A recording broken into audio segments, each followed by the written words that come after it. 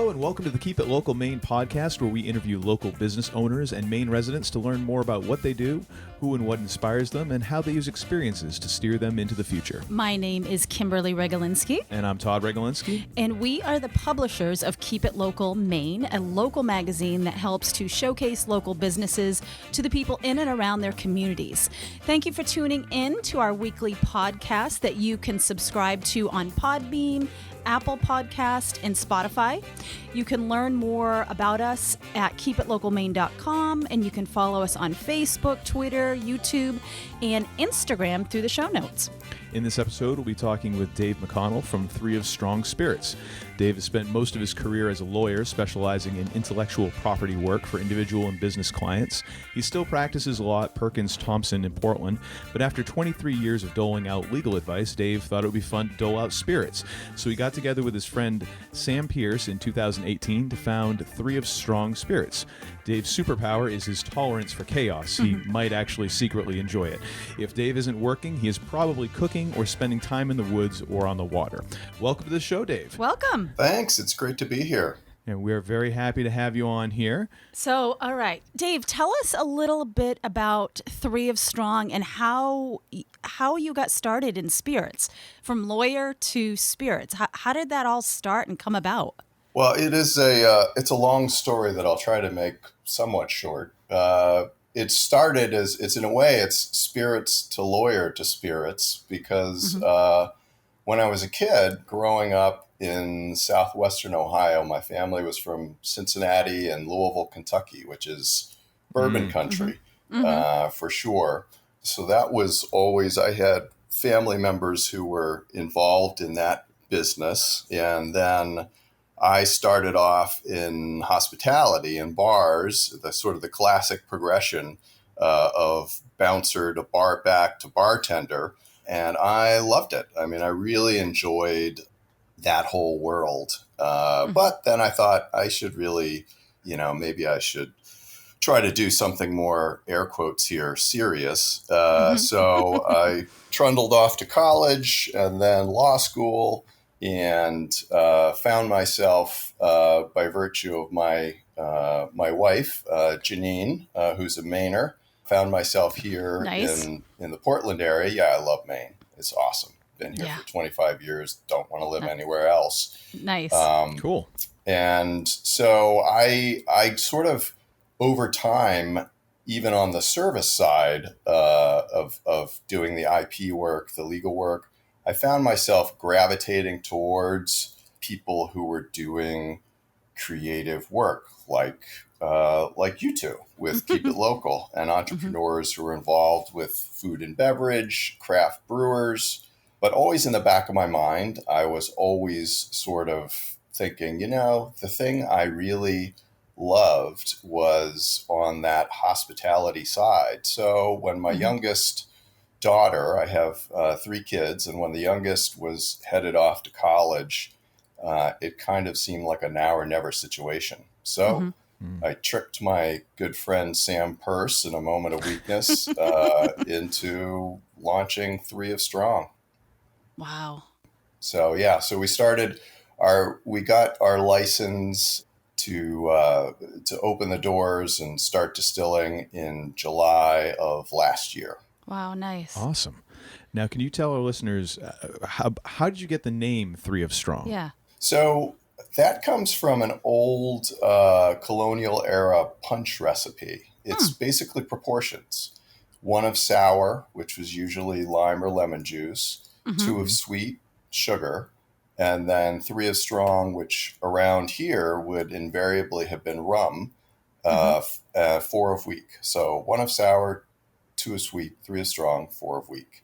So we picked it both because it's kind of an interesting call out to Maine's rum history, because a lot of people don't know, but Maine was all about rum. That was really the spirit here back in colonial times, right up through Prohibition. But also because it's a punch recipe, and we wanted to sort of, community is a big part of what we're about, calling people together around kind of the virtual punch bowl. That's Very awesome. cool. Yeah, that's awesome. So how does, oh, I'm taking your question. Sorry. That's all You right. can edit this out. No, you just go ahead and just steamroll right over. Go I'm ahead. enjoying. So there is one thing I've noticed over the past few years is there really does seem to be a pretty strong Maine distilling community that's kind of growing more and more each year. Even when you go to the larger supermarkets, you can see several Maine distilleries represented there, and I think that's just pretty cool that you even in a you don't have to go to a specialty store. You can see some of them showcased in larger grocery stores, things like that. How does Three of Strong fit into that distilling community, and also kind of what makes it unique amongst that community? So the community, you're right, Todd. The community here is a strong one, and it's growing. And one of the amazing things about it, which I think is also true of craft brewers, is just how collaborative it is. So when Sam and I were sort of hatching this idea and figuring out if there was how could we make it work, the existing distillers in Maine, we talked to a lot of them, and they were just incredibly generous with their time and expertise in sort of talking us through some of the issues. I mean, we always said to them, we'll make plenty of stupid mistakes. Just tell us. We'd like to make originally stupid mistakes. So what are dumb things that you did that we shouldn't do? And That's awesome. And people were great with that, with sharing their, as I said, their time and their expertise. So it's a great community, and where we fit really, I think, is that we like to say we're a rum-centric distillery. Mm-hmm. So at this point, all of the rums in our all the spirits in our portfolio are rums, and we are the only in Portland. We're the only distillery that's again sort of rum centric. That's very so cool. And so what kind of rums do you make? I mean, what does the lineup kind of look like right now? The rums in our lineup right now range from 2 unaged rums. That's Brightwater, which is made with organic evaporated cane juice, and Acadian, which is made with raw cane juice, all the way up through a spiced rum, Merry Meeting, a dark rum, Nightwater, a blended rum, Stone Pure, and then we've got an aged rum, which is called Parchando 12, which we source from a family distillery in Barranquilla, Colombia. Oh, wow. Wow, that's so cool. Now, how did you get in contact with the folks in Colombia? A lot of research. We really wanted to. We love aged rum, Sam and I do, and we wanted to offer that from day one. But you can't just magically snap your fingers and get 12-year-old rum, right? It's got to sit in a barrel. So while we've been aging our own rum from the beginning, we knew we were going to have to go out and find some really quality rum. So we just did a lot of research, talked to a lot of people, and ultimately we flew down to Colombia to meet the family, to meet the distiller, because we wanted to be sure they were real and that the quality was as good as what we had heard, and they wanted to be sure that we weren't going to mess up their rum by, adding fake coconut flavoring or a whole bunch of sugar or something like that. Yeah. That's so cool. So to touch upon kind of what you talked about there, I think that's so cool just about the community and how you were able to go to them and say, hey, tell us some of the stupid mistakes you made so we don't make them. So kind of piggybacking off that, what have been some of the challenges that you've had to overcome starting this business, and what have been some of the successes? So I think, some of the biggest challenges are not really unique to our distillery, but to this space, right? So one of them is that there are just an incredible amount of regulatory hoops that you've got to jump through. Kind of a hangover from Prohibition, pun intended. There are a lot of sort of extra protections or restrictions put on the sale of spirits that don't apply to, say, beer or wine or cider.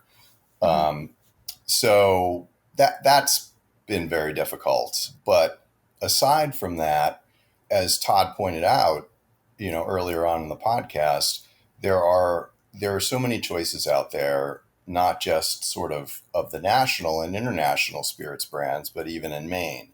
So finding a place on the shelf and finding a way to, develop brand awareness, that's a challenge. So what would you say have been, what's one big moment when you started this business and you were like, okay, we did it, and what was that moment when you just found success? What was that success piece? Yeah, I mean, I think one of I'll just mention two moments that have struck me.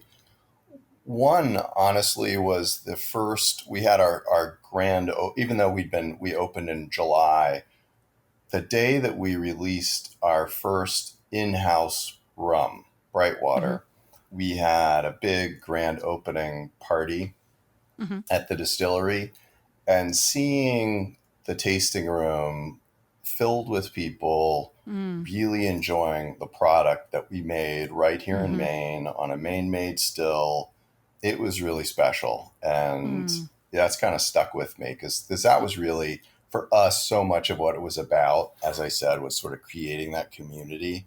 So that was an awesome feeling. And then more recently, we were really thrilled and humbled to be nominated as one of the best craft rum distilleries in the U.S. Wow. In Nice. a USA Today competition that's still going. People can still vote, although I think by the time the podcast airs, it will have been decided. But anyway, we're that was kind of a cool moment for us too. Absolutely. Congratulations on that. That's exciting. Thank you. Yeah. Now I'm going to go off script and be a little selfish here, and Kim always gets nervous with this. But when I go off the outline, she's like, "Where's he going?" So, in a selfish sort of way, I'm much more of a bourbon, rye whiskey sort of fellow myself. So one part of the question is, having your lineage of being from that area of the country, are you tempted to maybe eventually start doing some of those types of spirits? So yes, definitely. As I said, we're rum centric, but we're not rum exclusive. So, for example, we've got in process and have been developing for a number of months a gin. It's still got our sugarcane base to it, but it is a gin, and we'll be releasing that, I think, probably October of this year. And I think making a whiskey, a bourbon, that's something, that we definitely love to do. But having said that, and I love those, I love aged spirits and I love bourbons and whiskeys. Having said that, the Parchando 12 that we have right now, which is aged in first use bourbon barrels, I tell people it's kind of a gateway rum for bourbon drinkers. It's got all those vanilla, caramel, creme brulee kind of notes to it, while still being a rum. And it's so it's for a lot of people who will come into the distillery and will say, "Yeah, I don't really like rum. I'm more a bourbon person." We'll point them in that direction. In fact, the old fashioned that we have on our menu is made with the Parchando 12. Interesting, because that was going to be the second part of that question: is how would because I think I might have had rum a handful of times in my life. How would someone who is a bourbon drinker or who is not even a really hard spirits drinker, how would you introduce them to rum? So I would say, if they're not a hard spirits drinker, probably one of the best ways, I think, to enjoy it would be in a cocktail, would be in a punch, a daiquiri, for example, is just a traditional daiquiri, which is just lime juice, simple syrup, and rum, is just really clean, bracing, delicious, refreshing. So that's kind of one entry point. Then for somebody who is sort of more a bourbon, whiskey, scotch person, I'd say, the Parchando 12 is delicious, sip neat, or, in an old fashioned, in a Manhattan. It basically can play in any one of the sort of classic whiskey cocktails and just bring a really unique element to it. Interesting. Cool. So let me ask you this, Dave. What would you say is your favorite part of this business? I think my favorite part of the business is some of what we were just doing, which is introducing people to what rum can be.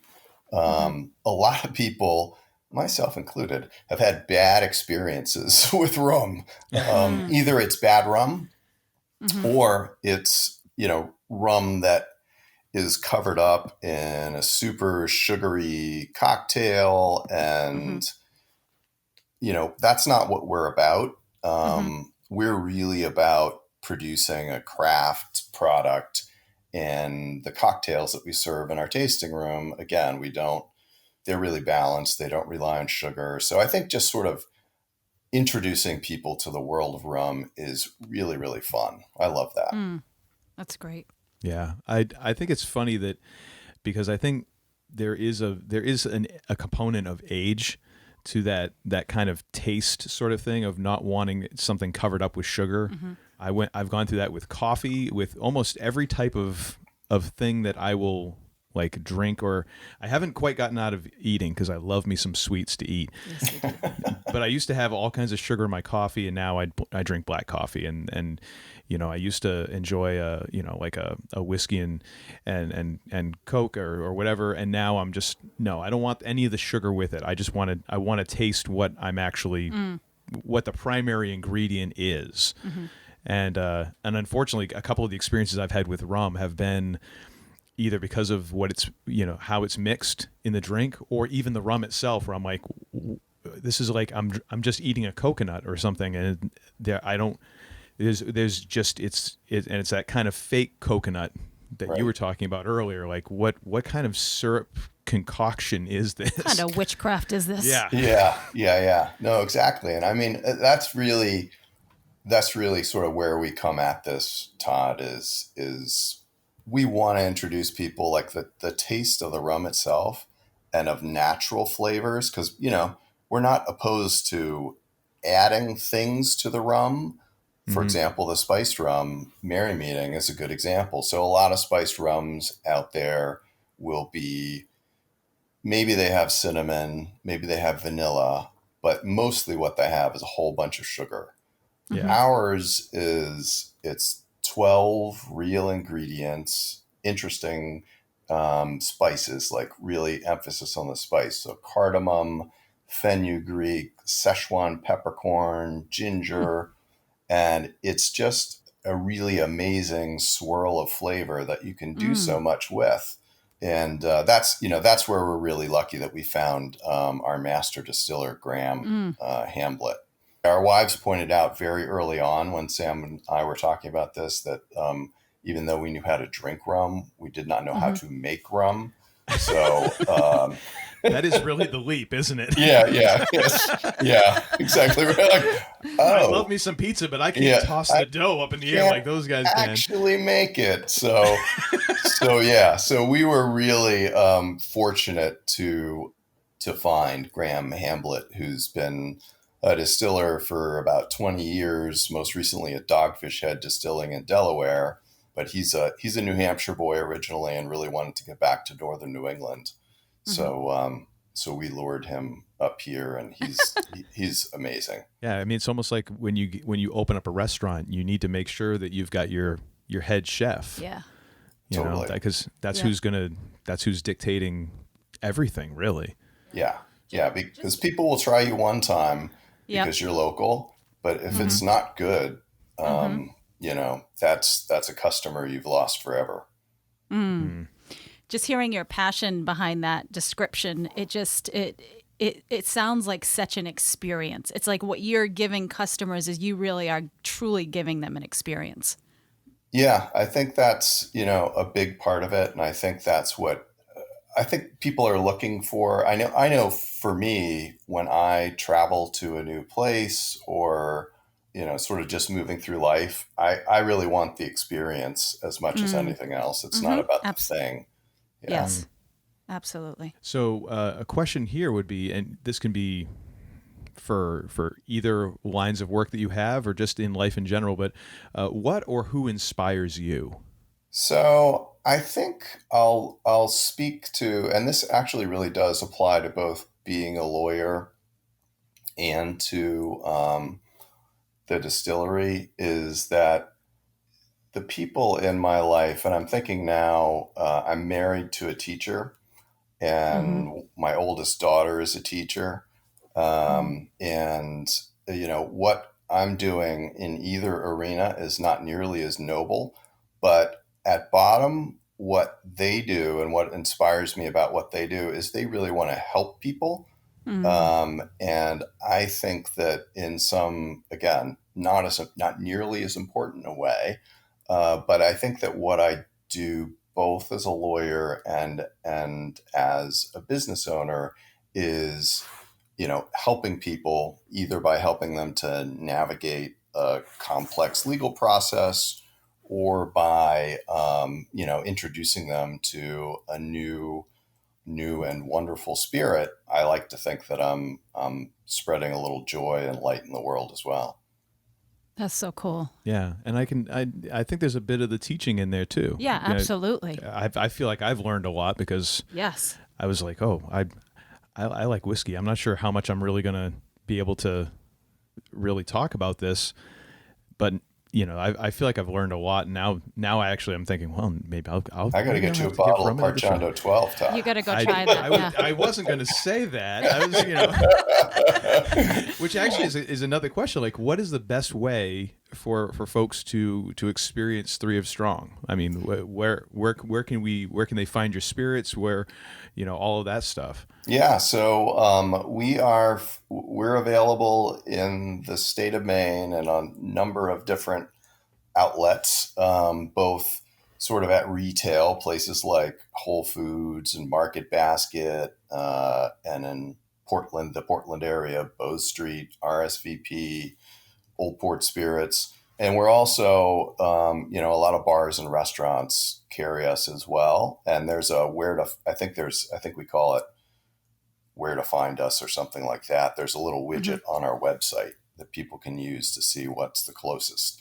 But then I think a really cool way to experience Three of Strong as well, and it's certainly different since the pandemic, since we're all outside now. We have outside service, but from Wednesday to Sunday, our tasting room is open on Diamond Street in Portland. And we've got cocktail service, each of which features a different one of our spirits. And that's a really fun way to find out what we're about as well. Yeah. And especially with, the weather getting a little chillier, now there's a good way for people to stay warm. Yes. Yeah, exactly. So to get away from, business for a little bit here, we always like to kind of wrap this up with bringing it really to Maine. And I noticed that you said that you've been in Maine 25 years. You love Maine. So we want to know, what is it that you love about Maine, and what are some of your favorite places, whether it's places that you might go to or restaurants or foodies. We always love to talk about food too. So, what is it that you love about Maine, and what are some of your favorite things about Maine? I think, the thing that I love most about Maine are Maine people. It's just a great community. People are down to earth. They will give you the shirt off their back. They are just incredibly supportive and protective of their own. And I think we've seen that in spades during the pandemic, how people are really stepping up to support each other and to support local businesses. I mean, we wouldn't have made it through this far if it weren't for just the incredible support we've gotten from our community. So that's kind of the biggest thing. I mean, secondarily, I think is, when you were doing the intro at the beginning, I love the outdoors, and Maine is just a paradise for that. So it's really, I mean, I love to be on the water, and got a little boat, and I'm spend a lot of time on that when I can. But the hiking is amazing, snowshoeing, cross-country skiing in the winter, downhill. It's just a great place to live. Yeah, absolutely. I agree. I agree too. kind of an obvious no, but yes, I like it here. Yeah. Well, Dave, thank you very much for taking time out of your day and sharing about Three of Strong. Yes. And we will be sure that all of the information that folks need in terms of social media, website, and where to find y'all, we'll put that in the show notes. So everyone be sure to click and share that with your friends, and perhaps buy a bottle and share that with friends as well, because that is always the best way to have that, is to share it with friends and to enjoy it with some good conversation, I think. That's just me. Yes, and to keep it local, Maine. That as well. So thank you very much, Dave. Oh, thank you. Thank you, Dave. Thanks for coming. A real pleasure.